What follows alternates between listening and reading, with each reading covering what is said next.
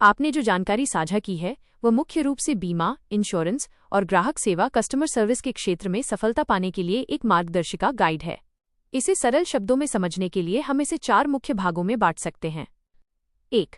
सेवा की गुणवत्ता और ग्राहक का महत्व, सर्विस क्वालिटी और CLV। किसी भी व्यवसाय, विशेषकर बीमा में ग्राहक ही सबसे महत्वपूर्ण होता है। SERVQUAL मॉडल यह कहता है कि अच्छी सेवा के 5 स्तंभ हैं: समय पर काम करना, विश्वसनीयता, मदद के लिए तैयार रहना, जवाबदेही, ग्राहक का भरोसा जीतना, आश्वासन, उनकी भावनाओं को समझना, सहानुभूति और कार्यालय या कागजात का व्यवस्थित होना, मूर्त वस्तुएं।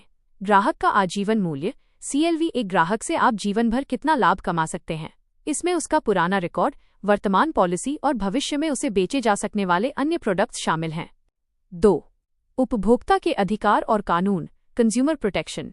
अगर किसी ग्राहक को सेवा में कमी लगती है तो कानून उसकी रक्षा करता है। उपभोक्ता, कंज्यूमर, वह व्यक्ति जो अपने उपयोग के लिए सेवा खरीदता है, व्यापार के लिए नहीं। शिकायत और विवाद, यदि बीमा कंपनी दावे क्लेम देने में देरी करती है या गलत तरीके से दावा खारिज करती है तो उसे सेवा में दोष माना जाता है। लोकपाल, ओम्बड्समैन, ये एक अधिकारी होता है जो ग्राहक और कंपनी के बीच विवाद सुलझाने के लिए मध्यस्थ का काम करता है। इनका फैसला अंतिम होता है। 3.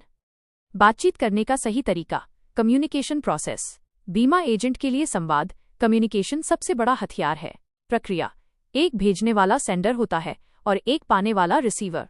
बात तब पूरी होती है जब सामने वाला उसे उसी अर्थ में समझ ले जिस अर्थ में कही गई है।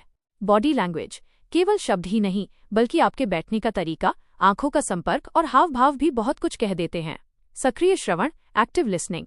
एक अच्छा एजेंट वही है जो ग्राहक की बात ध्यान से सुने, बीच में न टोके और फिर सही जवाब दे। 4. नैतिकता और ईमानदारी, एथिक्स और गवर्नेंस। व्यवसाय केवल मुनाफे के लिए नहीं बल्कि विश्वास के लिए किया जाना चाहिए। नैतिकता, एथिक्स, इसका सीधा सा अर्थ है ग्राहक का हित अपने फायदे से ऊपर रखना। यदि आप ईमानदारी से काम करते हैं तो इसे ही सुशासन, गुड गवर्नेंस कहा जाता है। सूचना का अधिकार, RTI, ग्राहक को अपनी पॉलिसी और कंपनी के बारे में पूरी जानकारी पाने का हक है। निष्कर्ष, अगर आप एक बीमा एजेंट या सेवा प्रदाता हैं तो आपको ईमानदार होना चाहिए, ग्राहक की बात ध्यान से सुननी चाहिए, उसे बेहतरीन सर्विस देनी चाहिए और कानूनों का पालन करना चाहिए। क्या आप चाहेंगे कि मैं इनमें से किसी विशेष बिंदु जैसे लोकपाल या SERVQUAL मॉडल को और अधिक विस्तार से समझाऊं?